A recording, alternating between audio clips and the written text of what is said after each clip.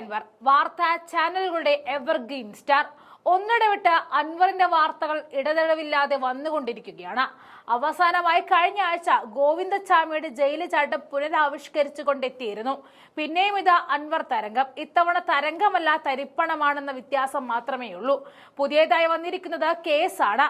Phone ചോർത്തലിൽ മുൻ MLA PV അൻവറിനെതിരെ case എടുത്തിരിക്കുകയാണ് എന്ന വാർത്തയാണ് ഇപ്പോൾ മാധ്യമങ്ങൾ ആഘോഷമാക്കുന്നത്. ഹൈക്കോടതിയുടെ ഉത്തരവിനെ തുടർന്നാണ് നടപടി ഉണ്ടായിരിക്കുന്നത്.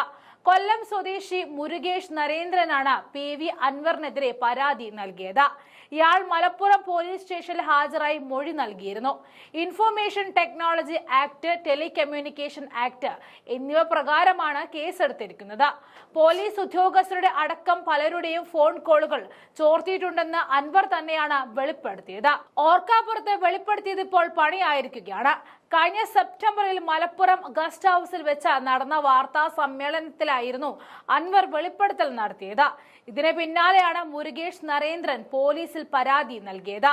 PV അൻവറിന്റെ നിയമവിരുദ്ധ പ്രവർത്തനങ്ങൾക്കെതിരെ പരാതി നൽകിയതായും തന്റെ ഫോണും ചോർത്തിയിട്ടുണ്ടെന്നും മുരുകേഷ് പരാതിയിൽ വ്യക്തമാക്കിയിരുന്നു.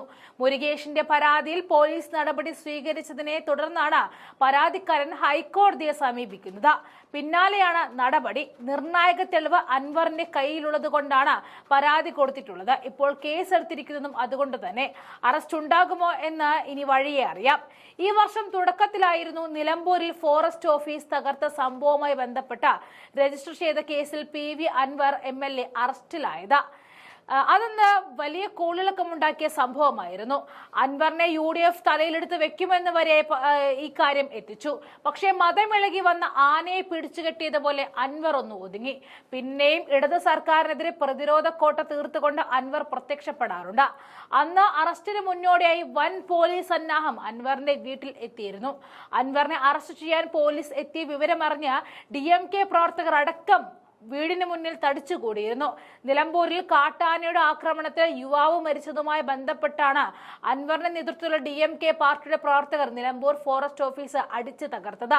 ഇതുമായി ബന്ധപ്പെട്ടാണ് PV അൻവറിനെ ഒന്നാം പ്രതിയാക്കിക്കൊണ്ട് പോലീസ് കേസ് രജിസ്റ്റർ ചെയ്തതും അറസ്റ്റ് ചെയ്തതും.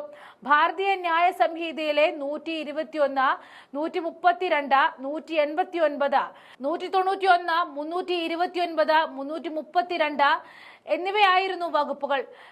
ഇത്തവണ ഒരാളുടെ രഹസ്യത്തിലേക്ക് തലയിട്ട് നോക്കിയതിനാണ് കേസ് വന്നിരിക്കുന്നത്. കാറും കോളും ഒഴിഞ്ഞാലും അൻവർ ഇവിടെ തന്നെ ഉണ്ടാകുമെന്നും വിവാദങ്ങളുടെ തണലായി കൂട്ടായി ഉണ്ടാകുമെന്നും വീണ്ടും വീണ്ടും തെളിയിക്കുകയാണ്.